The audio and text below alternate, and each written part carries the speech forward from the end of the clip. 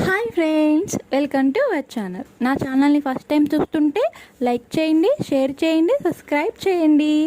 అయితే మన ఇంటికి ఎవరైనా చుట్టాలు వస్తున్నారు అంటే మనం చాలా హ్యాపీ ఫీల్ అవుతాం కదా.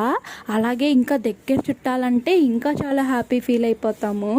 అయితే వాళ్ళు వచ్చారు కదా అని చెప్పి మనం ఊరికే ఉండం కదా. ఏదో మనకి ఉన్న దాంట్లో వాళ్ళకి నచ్చేది ఏదైనా వంటలు చేసి పెట్టాలనుకుంటాము.